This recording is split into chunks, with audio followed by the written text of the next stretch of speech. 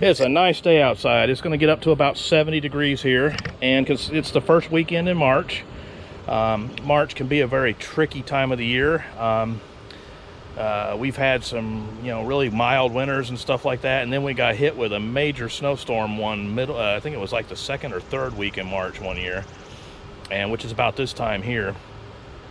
So you can't really go out and really plant things and assume things are going to do well at this time of the year because it's still a little early. But this year I've decided I'm going to actually use my greenhouse to go ahead and get plants started, which is what a greenhouse is for. But I'm actually going to start seeds in the greenhouse. And I'm going to use an idea that someone came up with to use a fish tank heater and a bucket and use that to heat a cold frame. So I'm going to make this cold frame a little bit smaller and do that. But the first thing I have to do is, while a fish tank doesn't use a lot of power, I will need to use a little bit of electrical out here. Now this right now we've got fans running, and they're keeping the greenhouse cool right now. It's 92 degrees inside the greenhouse. It's 70 degrees outside. The plants love it. But when it gets down into the 20s, it's going to get down into the 20s. So, but the greenhouse fans work just fine off of solar and a backup battery, because most of the time when the fans are running, it's because the sun's hitting it and they're just getting the power directly off the sun. But for heating, when you need to heat it, it's at night, or it's when there's a real heavy cloud cover and the sun doesn't come out enough to heat the greenhouse. So you do need a little bit of supplemental power for heating up a greenhouse. Some people use propane, some people use geothermal, which would be great. That'd be something to experiment when I have a lot of time. But what I'm going to do is I'm just going to run a quick 110 volt outlet out here from the house. The idea is I'm going to put the electrical outlet, just mount it to this column right here, dig the pipe straight down, go between 18 and 24 inches along here, and just take it in between these fence poles. And then I'm going to run it right up here underneath the porch, get as far underneath the porch as I can, and then just basically take it up, and I'll actually screw it to the bottom of the rafters on the porch and then run it along the side of the house. Anyway, for today's project, I bought 4 bags of sand, and the sand is just going to be, once I dig the hole, I'll put the sand inside there to actually hold the conduit in place. I've also got a caution sticker, and I'll put some aluminum foil in there also, so that if someone's using going through and trying to identify electrical power, they can easily see it. It'll be a pretty strong signature. As you can see, the beds are going. Last thing we did is we put worm composting bins in this one. Leaves have kind of gotten spread over our broccoli plants. We planted a couple of broccoli plants here. This bed is completely empty, although I did put a bunch of potatoes that were sprouting. I don't think anything's going to happen with them, but they're grocery store potatoes. We'll see what happens. But I'm going to probably put some lettuce and some spinach and stuff like that in this bed here, get this bed going, and wait until it's time for tomatoes and peppers. But that won't happen today, or my wife may take care of that, or that won't happen today. Today is getting this conduit run.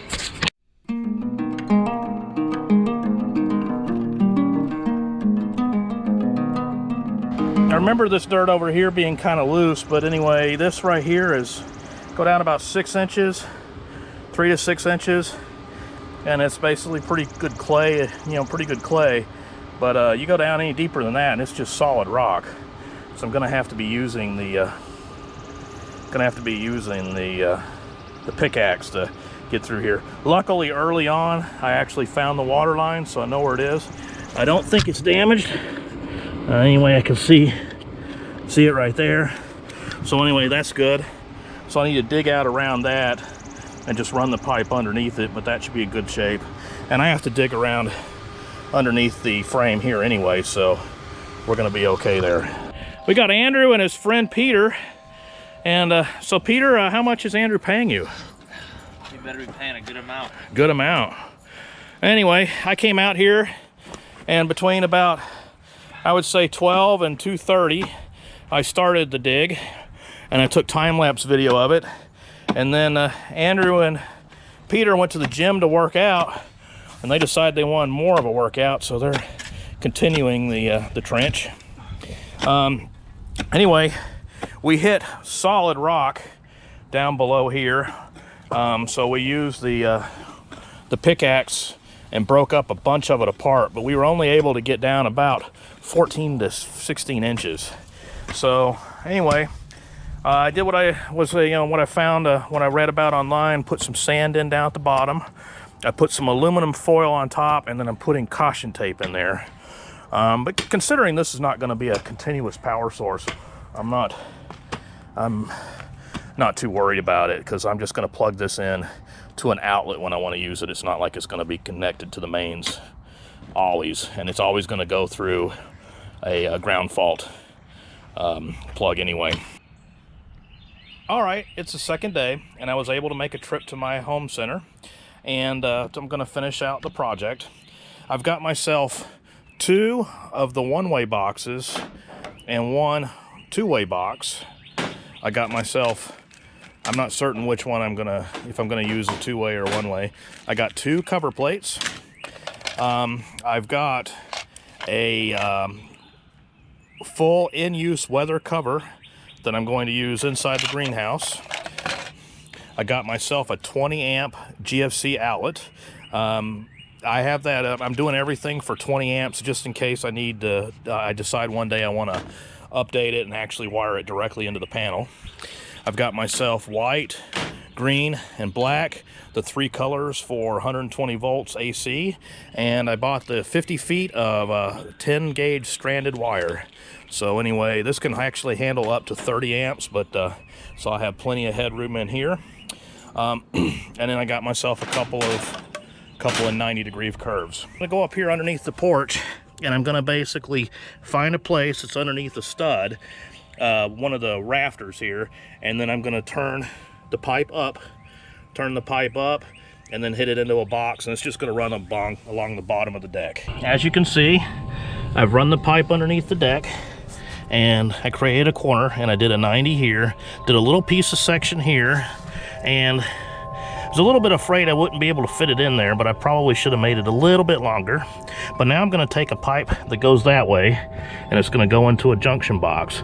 But as it stands right now, I can go ahead and fill this dirt in as we are right now, and close this section up.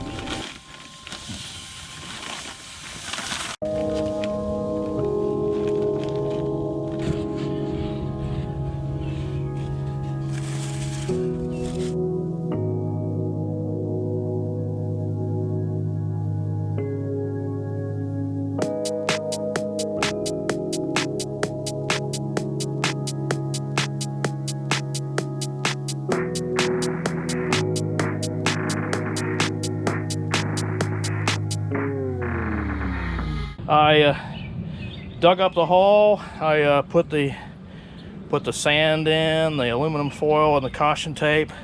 I leveled it off. As you can see, the pipe comes up above the porch. I came through and I filled up the hole here as level as we can. As it rains, this stuff will wash in, grass will grow, and eventually it'll level out a little bit.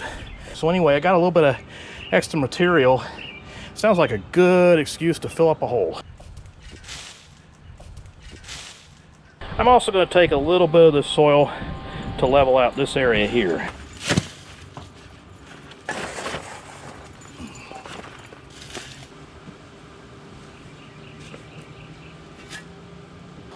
Anyway, later this afternoon, I'm kind of pressed for time, but I'll sprinkle some leaves on there, and then to kind of keep the weed from growing, and then I'll put a weed barrier down, and then I'll pour the rocks to equal it like that side there.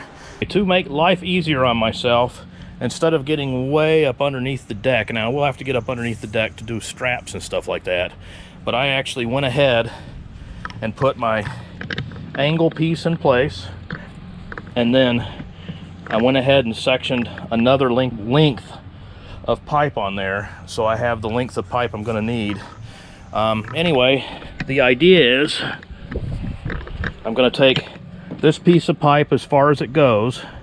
Well, I may need to get a longer piece of pipe. I'm going to go get another 10-foot stick of pipe, and I'm going to take it all the way to the corner I'll make that 90. I'm going to put a box, and on the other side of that box, it's going to hit that 90, and that 90 is just going to run all the way to the bottom side of the deck, and then eventually it'll run beside the wall.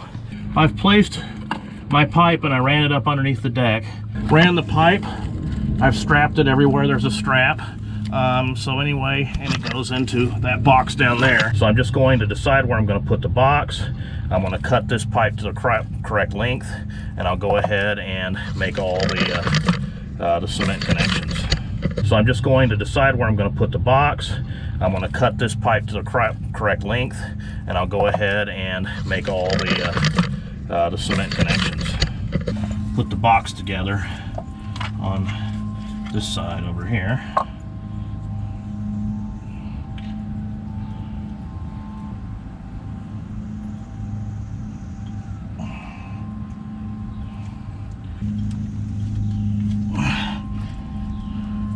Now that I've done that, we can get the length that we want to use for this pipe here. And of course, we've got the ability to slide it back and forth, so our cut doesn't have to be 100% exact.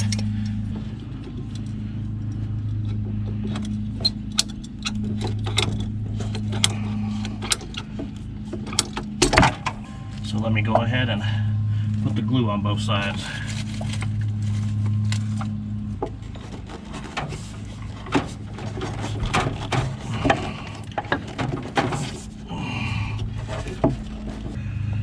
I believe we have a good connection there.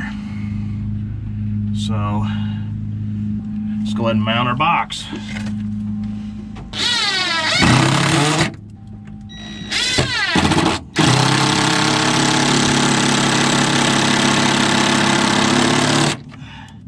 Two screws in, because that ain't gonna go anywhere.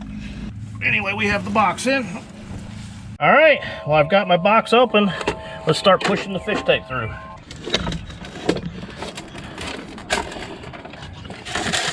Looks like I'm on the other side. Yes, indeed, I'm out of the box. I'm gonna tie these wires right here onto the fish tape. Or slowly add the larger sizes. We want to get, they call this the head. We want to get this head as small as we possibly can, and then we want to tamper them.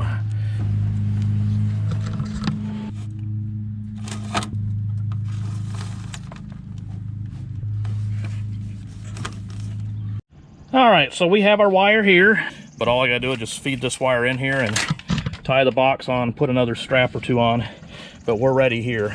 Measure out enough wire to get over to the end of the deck.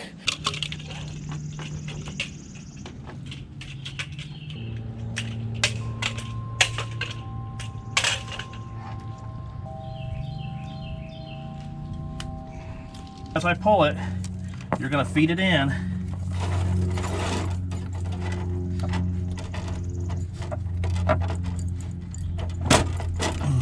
Actually, it's already in. All you gotta do is just make sure it doesn't tangle. Pull. Hey, there you go. And that is perfect. Look at that. If you can hand me a screwdriver, Andrew, and I'm gonna close this box up forever. See, that stuff has weather stripping on it, so you want to tighten it up real tight. And then from here, we're gonna run an extension cord from the house. That's going to be a temporary solution. First thing I'm going to do is I'm going to loosen the grip on this pipe to give me some room, some adjustment room. Now, if I had all the parts, I probably should have put this on before we put the wires in here, but I didn't have all the parts.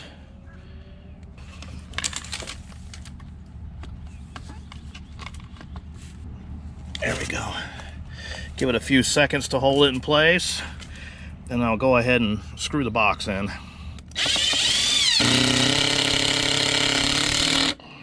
This is a ground fault outlet, and anyway, you've got the ground screw green on the bottom, And then you've got the white wire is the neutral. It's going to go here to this screw, and the hot wire is going to go under this screw right here. So anyway, we actually want to put a little bit of wire in there so we got a little bit of room to play with.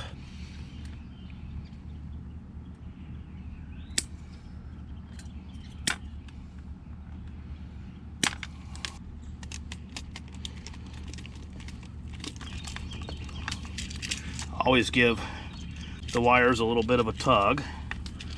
All right, and the hot wire is going to be black.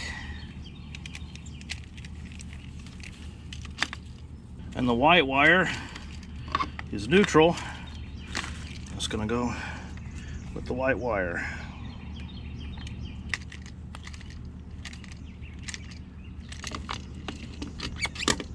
All right, now one thing my first boss showed me is that when we were wiring high voltage electrical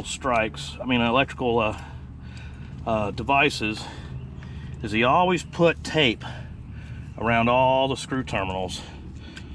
We put the outlet in place.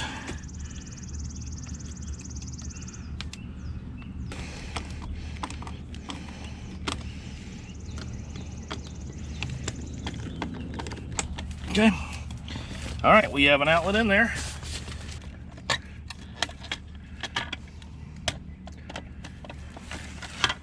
We've got it screwed in, and anyway, we've got the box set up. So now it'll just be closed when it's closed, and if a cord needs to come out, I can just pull or break this part off, pull that part out, and a cord can come out and stay dry. Next step is I'm gonna go ahead and pull the extension cord, the cable through, and I'm going to make the splice at the, I don't know, the 1/3 point. As you can see, I've made the splice from the 12 gauge extension cord to the 12 gauge T-N wire. And now this is done. I'm just going to put it back in the box and put the cover plate on. Cool. All right. Okay, and on this side here, we just have a box here, and it passes through right here. And just as a temporary idea, I'm going to basically just have this cable, this connector, on there like this to just get to keep the water out of the box. And this extension cord will just plug in over here where all the other devices plug into. Is I may end up just going through, basically using a piece of flex, just going directly in here and run that flex into the utility room, or I may run down a little bit farther and just drill into the bottom fascia here and go directly into the panel.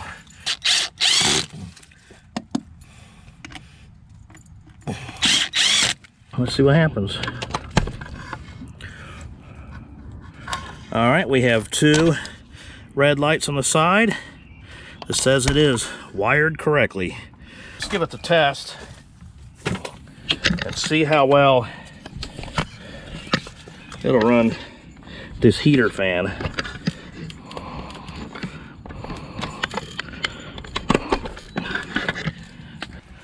Now this probably won't be the fan that I'll use, but we have electrical power out here in the greenhouse. So we're set and ready to go. Anyway, thank you for watching. Thank you for subscribing, and hope this gives you an idea and you have a better green thumb than I do.